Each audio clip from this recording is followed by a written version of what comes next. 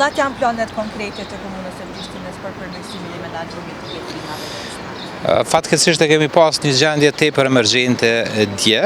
Ka ndodhur diçka që nuk e kemi pritur, sepse ndërmarrja e pastrimit në njërin anë nga Asambleja Komunale është e vetmja së cilës është bartë e drejta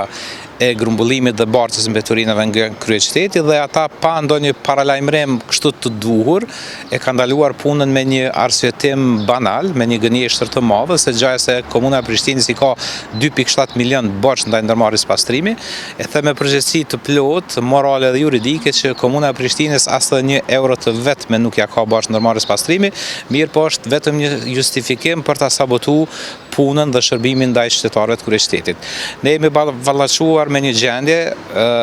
pa të drejtë, natyrisht edhe qytetarët e kryeqytetit e kam mësuar më së shumti ditën e djeshme,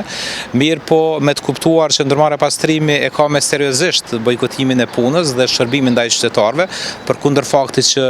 kanë inkasuar drejt për drejt nga qytetarët, përkundër faktit që i kanë kërcënuar qytetarët që kanë me i dërguar në përmbarim nëse nuk i paguajnë taksat tek ta, përkundër faktit që janë të vetmit të cilët po inkasojnë përmes e-Kosova,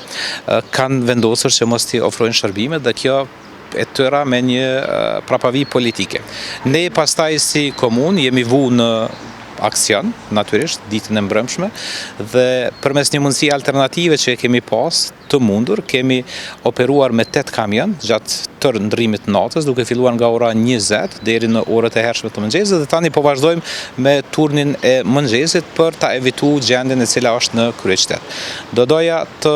kërkoja mirëkuptim nga të gjithë qytetarët e kryeqytetit, ndoshta edhe për ditën e sotme, eventualisht edhe për ditën e nesërme, sepse ndoshta nuk do mbërrim në kohë cep më cep kryeqytetit t'i pastrojmë mbeturinat, mirë po jemi në një ritëm të mirë që deri në fund të ditës së nesërme ta kemi Prishtinën në një gjendje stabile, dhe po shpresojmë që mbrëmja 2 ditëve do e kemi edhe një alternativë shtesë për të pasur pastaj 2 kompani në operim, dhe po besoj që do ja kthejmë stabilitetin kryeqytetit. A jeni informuar paraprakisht se kompania pastrimi do ta bëjë një ndalesë shërbimi? Kompania pastrimi na ka shkruajtur neve që ka vështirësi me furnizim me derivate, mirë po kjo është një gënjeshtër e madhe, sepse kompania pastrimi nuk është kompani komunale, nuk ofron shërbim vetëm në komunën e Prishtinës, kompania pastrimi ofron shërbim edhe në 5 qytete të tjera, dhe çuditërisht vetëm për komunën e Prishtinës i kanë munguar derivatet. Çuditërisht ndërmarrja pastrimi ofron shërbim edhe në Lipjan, edhe në Obileq, edhe në Pushkosov, edhe në Drenaz, edhe në Podujev, dhe vetëm Prishtinë ka ndërprerë shërbimin. Andaj po them dihet puro që është vetëm çështje politike, tendencioze, qëllimkeqe, dhe është një sabotazh i madh ndaj kryeqytetit.